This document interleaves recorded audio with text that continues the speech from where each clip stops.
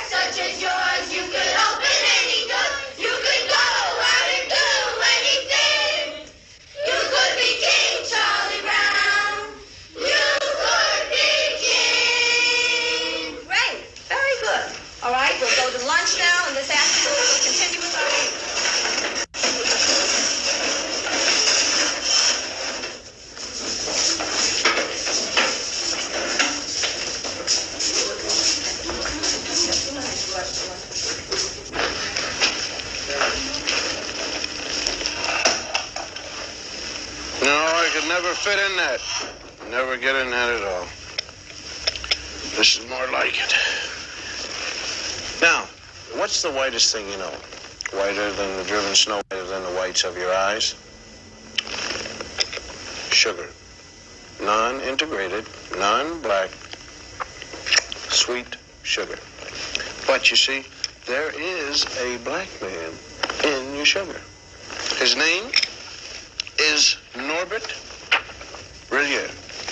Norbert Rillier in 1846 invented a vacuum pan, revolutionized the sugar refining industry. Now, you have to dig to find that fact.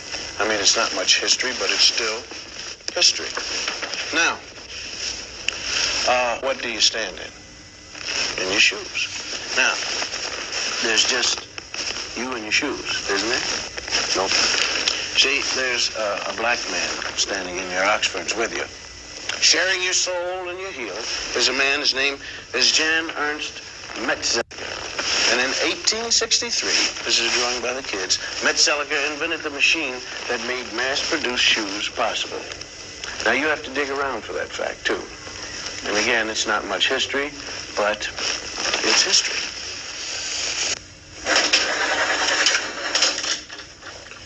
Am I coming in clear to California? I mean, is this TV signal driving through a pass in the Sierra Nevada mountains and slipping into San Francisco? Okay, well, I want to thank you, Jim Beckworth. Jim Beckworth out of St. Louis, hunter, trapper, and honorary chief of the Crow tribe of Indians. We had trouble finding you, Jim. Though you helped open the West, you didn't make the books. Chicago, right here, where the Wrigley building is. Young fellow by the name of Jean-Baptiste de Sable. Jean-Baptiste, he founded you, Chicago, when he traded with the Indians. And of course, there it is right at that particular time.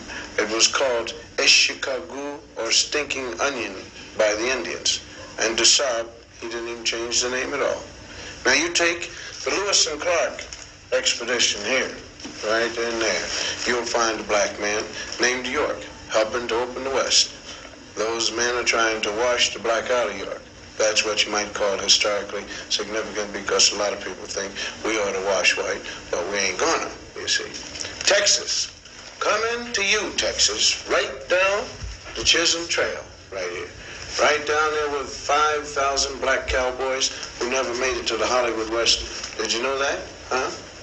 In the same group, there was one black outlaw. His name was Deadwood Dick, who claimed his soul brothers were Bat Masterson, Billy the Kid, and Jesse James. Deadwood Dick used to ride into the saloon, order 2 drinks, one for himself and one for his horse. And here's his horse, drinking a shot of red-eye with a straw. And how about the 186,000 blacks who fought on the Union side during the Civil War? 38,000 died. How about Teddy Roosevelt's charge up San Juan Hill? It wasn't just the Rough Riders who made it.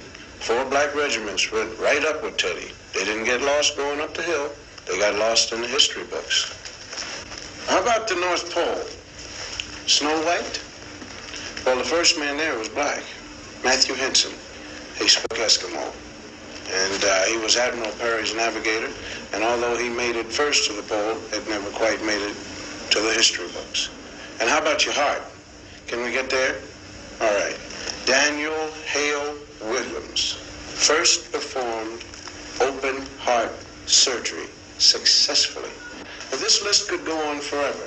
Blacks who made it, blacks who made history, but who didn't get into the history text at all.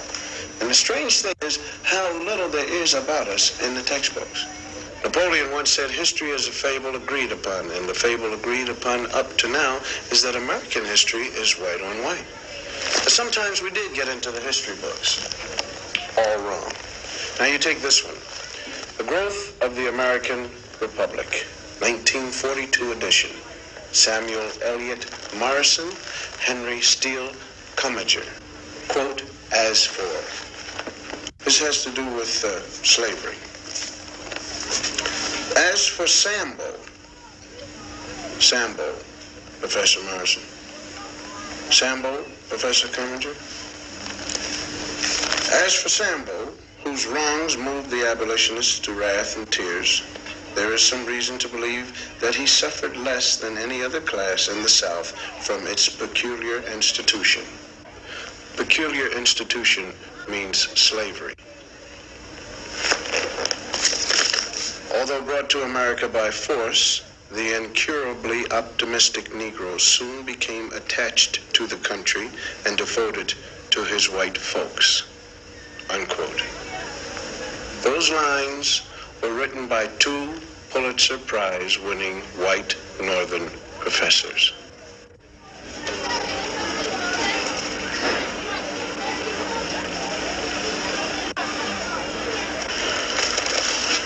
Slavery.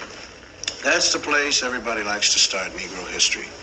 You have ignorant black men being brought over from Africa in chains. Terrible thing, slavery. But this way slavery is taught, it sort of takes the sting out of it. Because the way it's usually taught, people think that we Afro-Americans started with nothing but little grass skirts like the kids in the Tarzan movies. And though America gave us slavery, America kindly gave us religion and a lick or two of education. And when we get more jobs and more education, then up from slavery. But we had something before we left Africa, something more than rhythm. I mean, we had a high culture. The culture was so high that great artists in the world are still borrowing from it. Now here's a sculpture by an unknown African artist. And here's what Paul Klee took from him. Now here's a work by an unknown black African, and Pablo Picasso liked what he saw. Another African design, and Modigliani swiped it, or he was influenced by it, or whatever polite word you want to use. Another black African artist, and Picasso didn't change it very much. I mean, when you look at this copy, you got to give us a little more than rhythm. You got to give us style. Now, if you tell the history of slavery right, you got a big problem on your hands. The slave trader didn't take some savage out of Africa. He took a human being. He sold him like an animal and separated him from his family. America invented the cruelest slavery in the history of the world because it broke up black families. After slavery was over, America kept breaking up the black man's family. And that's some awful history to teach.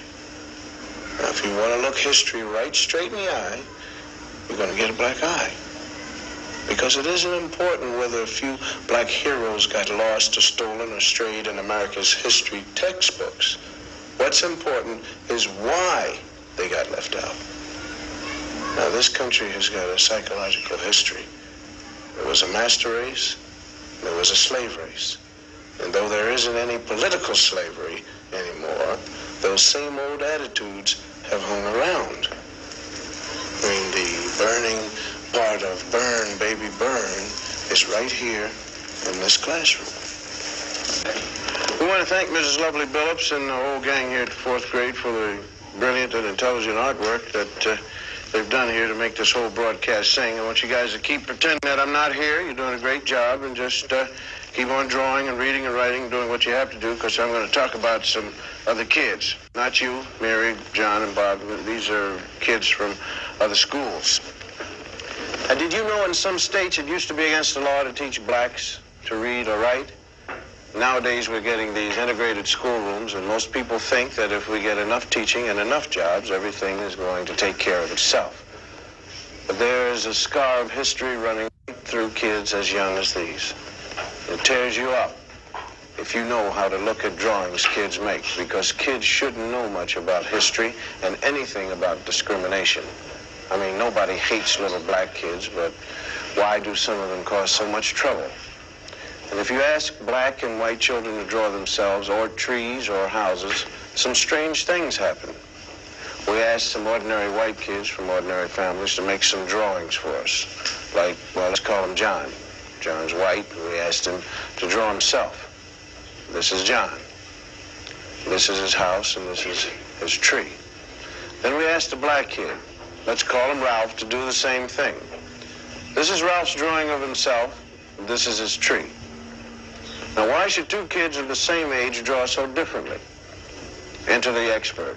This is Dr. Emmanuel Hammer, psychiatrist specializing in children's therapy. Well, let me illustrate it for you. Let's take these drawings. No matter what a child draws, he's really picturing himself. Ask a secure child to draw a tree, and he's likely to draw a bountiful, spreading tree. A black child drew this tree, cut off in its growth, stark, bare, ungratified. It works the same way with drawings of people. Normal children, average drawings. The mood is happy, the child feels capable, the drawings are complete, and the arms are developed to emphasize strength. These children were old enough to draw complete figures. The significant fact is what they left out. Arms, hands. A child may sense that a situation in life is so powerless that he himself is equivalent to an armless man. My own study reveals that armless people appear 3 times more frequently in the drawings by black children than those by white. The faceless beings suggest that these youngsters not only feel themselves to be less than they might be, they don't even feel themselves to be. The black child who is forced to live in a hostile world may disappear in self-defense. He drifts through life feeling like a shadow. He stops caring, and he stops trying. A child who has this on his mind cannot be a child. A child who has this on his mind could want to burn down cities when he gets older. The whole confusion was summed up by a black 9-year-old in these 2 paintings. This is a 9-year-old boy draws a white man, Robin Hood maybe. And this is how the same boy draws himself. And this is the consequence of deformed history. Linda, close the curtains. Brian, lower the screen. Bonnie, lights, please. In the past 50 years, 33,000 feature films have been made in the United States, and about 6,000 of them have had parts for black actors. For the most part, the black portraits have been drawn by white writers, white producers, and white directors for a white audience. Most black parts were the way white Americans wanted them to be. The black male was consistently shown as nobody, nothing. He had no qualities that could be admired by any man, or more particularly, any woman. When the sun goes down, the tide goes down, the dark gather round and they all begin to shout, hey, hey, Uncle Dudley is feet. White people didn't like to think much about them, sort of like a relative you got in a rest home. I mean, happy darkies, dancing and singing was all they wanted to hear about. Being good Christians, the whites out front liked to think the blacks out back were kind of happy.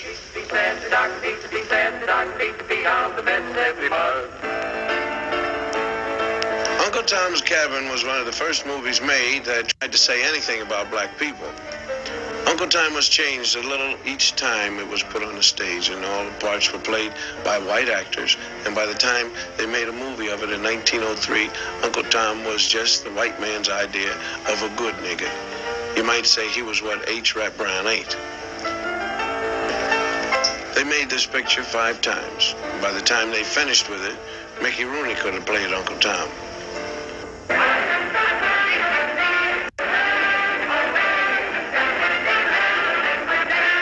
Minstrel shows started as the black man's entertainment for himself and the plantation owners. When they were filmed, though, they were done by a white cast. You figure that out. They were done as sort of a joke, and the black entertainer couldn't even get a job making fun of himself. The first really vicious anti-Negro film was called The Birth of a Nation, and it was a honey. And the second worst thing about it was that technically in 1918 it was the best movie that had ever been made. A cat named D.W. Griffith produced it, and he knew how. See? Birth of a Nation pretended to tell the story of the Civil War and what happened afterwards when the slaves were freed. A white woman couldn't walk on her own sidewalk, if you believe the picture.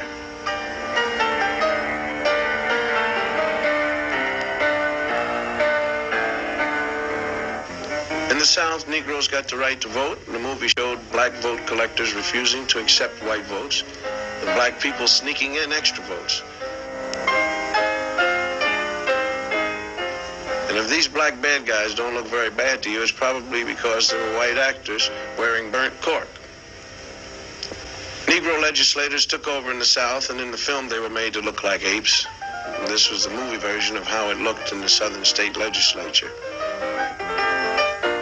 They drank whiskey, they ate chicken with their hands in the State House, and they put their feet up on the table with the shoes off. And of course, they passed all sorts of crazy laws according to the film, like anybody could marry anybody they wanted to. It was obvious to anyone who saw this picture that Negroes weren't fit to govern themselves or anyone else because they really weren't people. This film is 50 years old, and it may look silly and out of date now, but it didn't look silly when it was made scene. Several million Americans who saw it were propagandized to believe that this is the way things would be if they weren't careful. So they've been pretty careful. Colonel Cameron, a former officer in the Confederate Army, is all upset over the way Northerners and the freed slaves are changing his South, taking the mint julep right out of his mouth. So he takes a walk one day while he's worrying about it, and he sees two white kids playing, and then four black kids come along. Being hardly human and naturally afraid of ghosts, the black kids run. Colonel Cameron sees the whole scene, gets his great idea, and with this, that great white all-American organization, the KKK, was born. The cavalry and the bedsheeters come to the rescue. The South is saved. In this picture, the Ku Klux Klan was the good boy who saved the South. Most Hollywood films, though, even the early ones, weren't really nasty. Nobody was sitting around saying, hey, let's take care of the niggers. What producers were doing was making money. And to make money, they made pictures that white ticket buyers would enjoy. They showed Negroes the way most Americans like to think of them. To blame Hollywood is like throwing a rock at the mirror because you don't like what you see in it. Burt Williams was one of the great vaudeville performers. He couldn't get parts in white pictures, so he made a lot of short comedies. He played the part most Americans consider typical Negro. He wasn't bad, really, just lazy, stupid, and happy the way he was. And his feet hurt. He was afraid of most everything. And when he was scared, he shook and his teeth chattered. Unlike a scared white man, the black man's eyes could pop out of his head. And when he was scared, he was so scared he couldn't talk. And he was also so scared he couldn't run.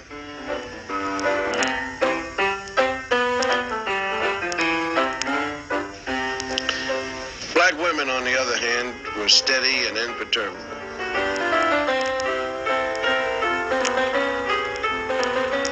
They stood like a rock on the face of things that scared black men.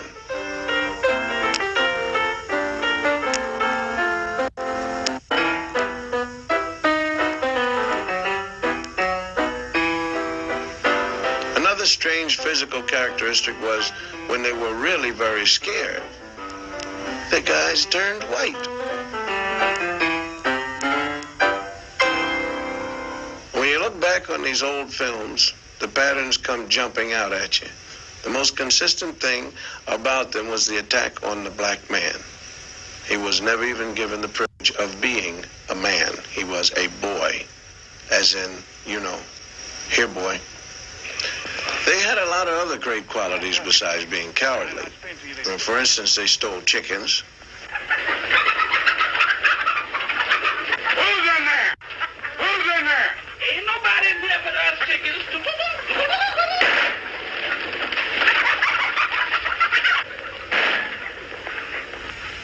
They shot craps. Dice, your papa talking to you now, Dice. Come on. Just hit them one more time.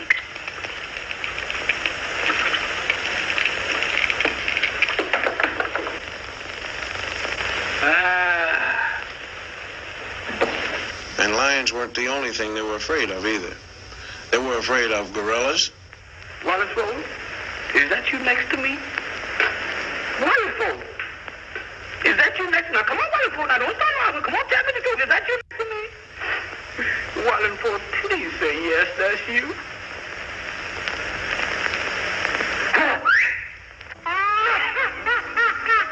They were also afraid of ghosts and skeletons. Jeff, is that you scratching my head? Jeff? Jeff! Now, come on, now, what are you looking at?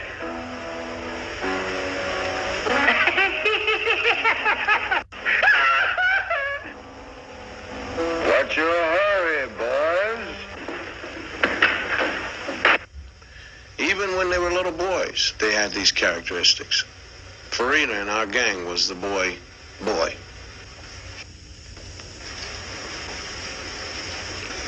The tradition of the lazy, stupid, crap-shooting, chicken-stealing idiot was popularized by an actor named Lincoln Theodore Monroe Andrew Perry. The cat made $2 million in 5 years in the middle 30s, and everyone who ever saw a movie laughed at Steppin' Fetch It. Come out, wherever you is, wherever you be, wherever you do. Come out, wherever you am. How's the government looking for you? Where you going, stranger? You scare somebody stiff like that. I'm looking for hillbillies as you was. I ain't saying I am, I ain't saying I ain't. Well, that's close enough for me, because I'm tired of walking myself. The government told me I got to bring in a hillbilly, so you come go with me to Washington. I ain't a-going. That's the color of another horse. But I tell you, you won't go for me. We go for the Navy. No. I go for the Navy. But I tell you, go for the Army. No, I won't go for the Army. It's too bad he was as good at it as he was. The character he played was planted in a lot of people's head, and they remember it the rest of their lives as clear as an auto accident. What's that? Are you an Indian? Yes, I'm Indian. Man, you don't know. I'm Indian. I got 1 for the Cherokee, 2 for Seminole, and I got 4/5 Hiawatha. Wait a minute. Hiawatha was a woman. I can't help it. I got 4/5 of them. He played in movies with other actors who were as American as Mom's raspberry jello. If they accepted the stereotype, how wrong could it be? Judge Riggins, can I see you some, please? Well, I'm pretty busy. Yes, but I just want to ask if you heard about it. Hear about what? About over at my house, night before last. Another baby? Yes, you sure guessed that you heard. What's his name? Oh, we call him L.R. Elias Rigby Livingston. Oh, named him after me, did you? Yes, Elias Rigby. I told my wife, Ethel, I said, honey, I know Judge sure gonna be gratified. Well, of course, yes, I appreciate the honor. Yes, sir. I suppose a compliment, and I ought to do something for you. Yes, sir, that's what I thought. Cause You come over to my place tomorrow, and I'll give you a job. Job? Raking leaves. I asked him for wait. All-American little Shirley Temple played a lot of parts that involved her with black actors. She was always real nice to them. Oh, James Henry, you always do it wrong. This is an imitation Step and Fetch It named Willie Best with Shirley. Come on, Miss Virgie. I just won't budge. I'll show them I'm not. The cute little white girl was brave and strong in the face of danger, and the big black man was stupid and cowardly. What are you afraid of them for? Oh, honey, child, them Yankees is mighty powerful. They can even change the weather. Yes? Whenever they come around, I never know whether it's winter or summer. I'm shivering and sweating at the same time. James Henry, serve these cookies to Master Harold and wipe his chin. Yes, ma'am, Miss Bud. She was good to them, and they were good to her. Sort of a master and pet relationship. How would you like to see Uncle Billy dance? All right, James Henry, let's get going, son.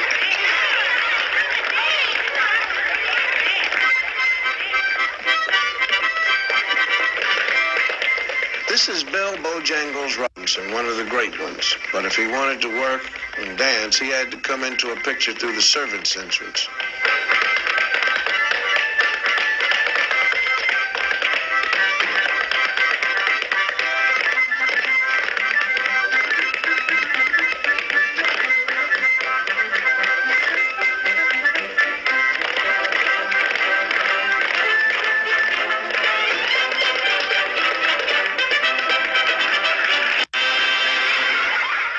Shirley was good to children, too.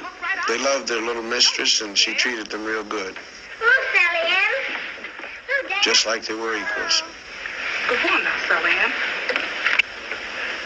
Miss Virgie, please, ma'am. We all didn't come here to wish him any happy returns. That's it. Many happy returns of the day. And we all done made you a darling. Here it is.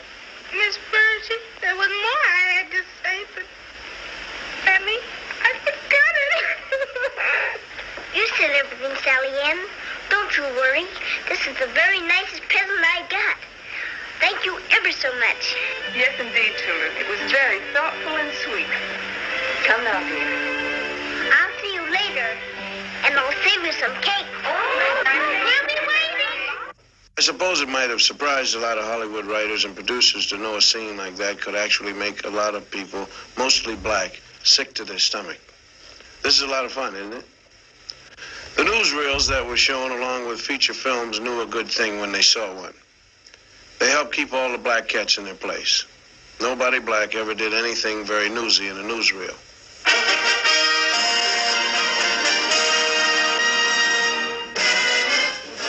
They did things like eat watermelon in watermelon eating contests.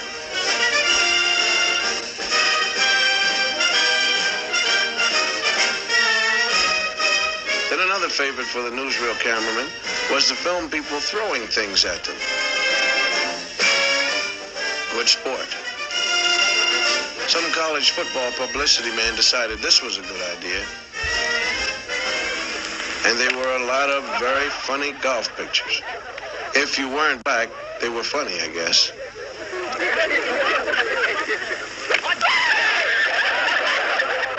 Lie down. Just right out of your mouth. Don't miss, boss. Don't miss. Well, you keep still, okay? Otherwise, you'll have flour in your room and you won't smell them. Oh, boy. Oh, wait. Everything suggested the black man was nothing.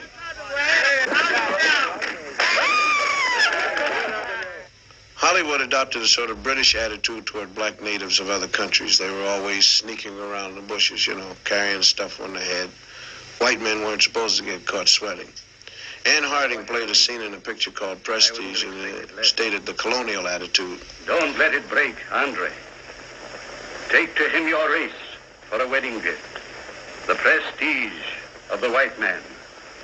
That means everything you stand for. And it is the only weapon you two will have. Prestige. But it is enough to preserve you. Yes, sir. And I'll try to remember it. If you'll kiss me. Even though most non-white natives of any place were savages in films, it often pleased white producers to endow a few chosen blacks with the virtue of great loyalty to him, the white man. Here's one defending Ann Harding to the death. There was always one loyal and true black man who would do anything for his master. Some of them were wonderful people. If you really get a good one. Mostly, though, Negroes were not heroes. They were a bit part servants, railroad porters. Watch your steps. Watch your steps, sir. Well, this is your destination, folks. They made very good chauffeurs. Looked good in their caps. Good morning, Colonel, sir. And they were great at serving all kinds of drinks.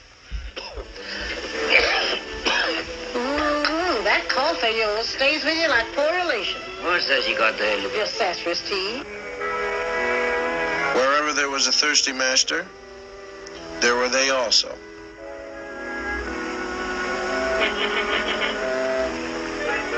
Mom, Beck.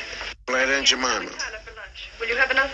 I don't know if I can stretch one small chicken, but as long as the water's running, we'll have soup enough. Lottie, will you take Kay upstairs and wash all that goo off her face and give her a good... And one question they never answered. When the Negro woman was taking care of the white woman's kids, who was taking care of hers? They did all kinds of odd jobs around the picture, like walking horses. When they weren't walking the horses, they were out back playing craps, of course. Recreation. They met people at the station before their masters. You folks, We've come all the way from Ireland. Mr. Milford's expecting us. Mr. Milford. Yes'm. Yes'm, you is which I'm looking for. I'm Mr. Milford's boy. His boy, you say? Yes, sir. Murphy's the name, sir. Did you say Murphy?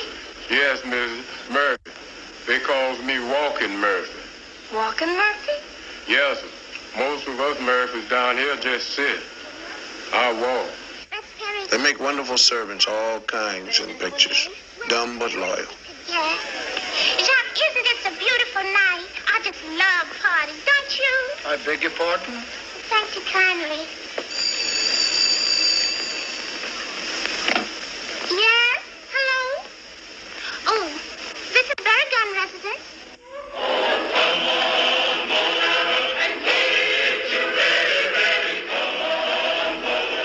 The things were getting pretty tough during the 30s.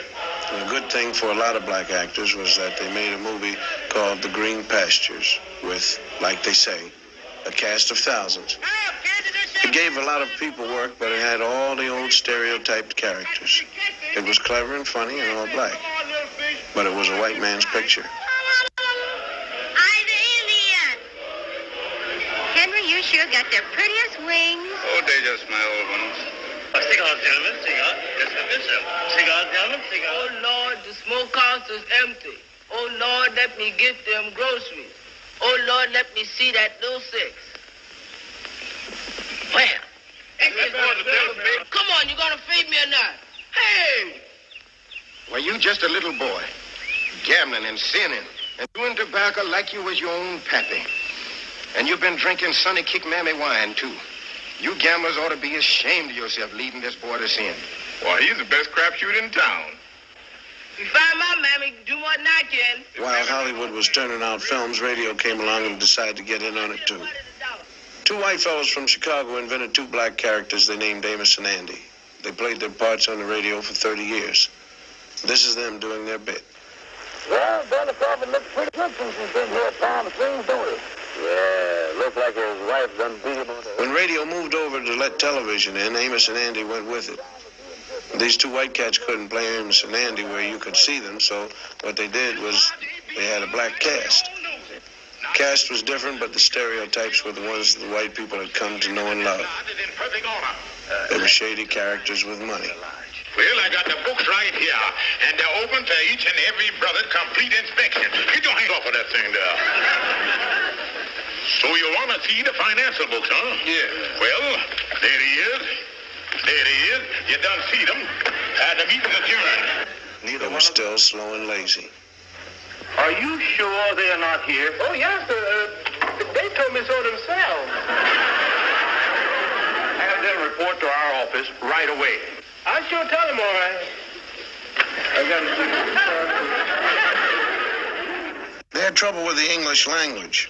Misused words a lot. And Mr. Brown, my new secretary here, ain't gonna have no time for no extra cuticle activities.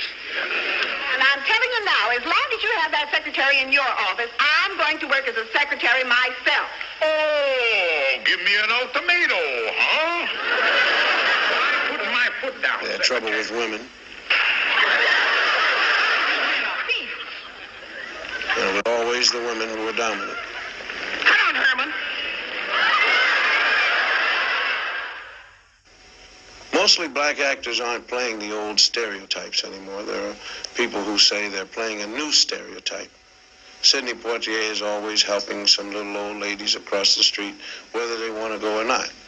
The black people in this country got a bum deal for a long while, and it won't hurt much if we see a little of that now and then. Stanley Kramer has let us use some scenes from Guess Who's Coming to Dinner. You look at these and remember Birth of a Nation. This is the opening scene when Katherine Horton is bringing Sidney home for the first time. This is Dr. Prentice. John, Miss Matilda Binks. Pleased to meet you, Miss Binks. I've certainly heard a great deal about you. Katharine Hepburn and Spencer Tracy are the girl's parents. Thank God he's right. She's 23 years old, and the way she is just exactly the way we brought her up to be. We answered her questions. She listened to our answers. We told her it was wrong to believe that the white people were somehow essentially superior to the black people, or the brown or the red or the yellow ones, for that matter. People who thought that way were wrong to think that way. Sometimes hateful, usually stupid, but always, always wrong. That's what we said. And when we said it, we did not add, but don't ever fall in love with a colored man. Sidney tells it like it is to his old man. You and your whole lousy generation believes the way it was for you is the way it's got to be. And not until your whole generation has lain down and died will the dead weight of you be off our backs. You understand? You've got to get off my back.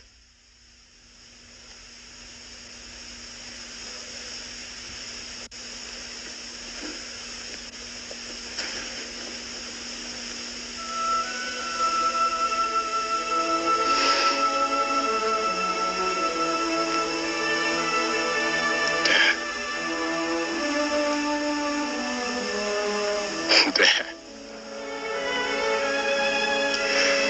you're my father. I'm your son. I love you. I always have, and I always will. But you think of yourself as a colored man. I think of myself as a man.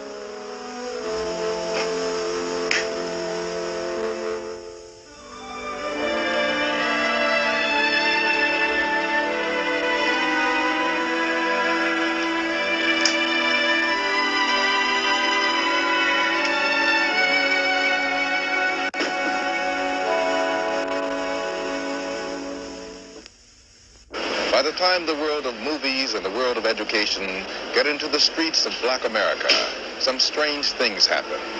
Because what history and the movies have told the black man is that he's nobody unless he joins the white world. The white world only comes into the black ghetto by messenger. The message used to read, black is nothing, white is beautiful.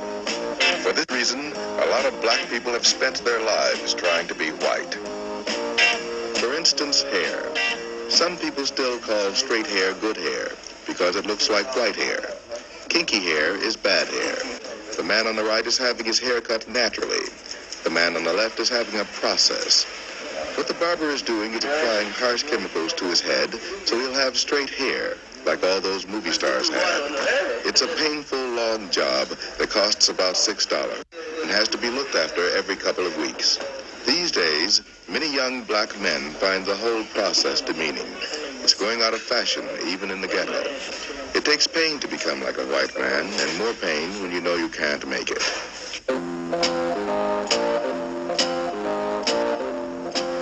For a while, it seemed to the black community that the way to escape was to get as rich as possible and look as white as possible.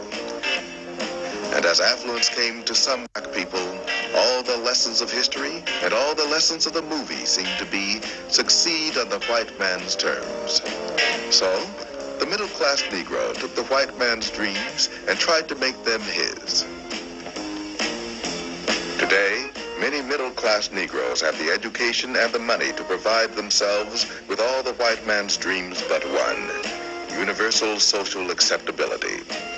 He has not yet been able to join in any normal or casual way the white man's affluent society, so he has his own. The white man's attitudes still exclude the black man and the black woman. There's a fallacy in this country that says that any man by his merits can make it. That is not true. Do not believe that. It is not true. Because any man in this society cannot make it. That's where the whole fallacy is. The white man keeps saying to you, if you just stop being black, if you just stop shooting your people on Saturday night, if you just stop talking Negro dialect, if you clean yourself up, get yourself a job, you're going to make it in this society. It's not true. I know for myself, I have a master's degree in social work, and I know that people won't accept me. And I was an honor student, and I know I can make it. They won't accept me. They don't discriminate against me because I'm a Christian. They're discriminating against me because I'm black. The message down here is coming in stronger. It's be yourself, be black.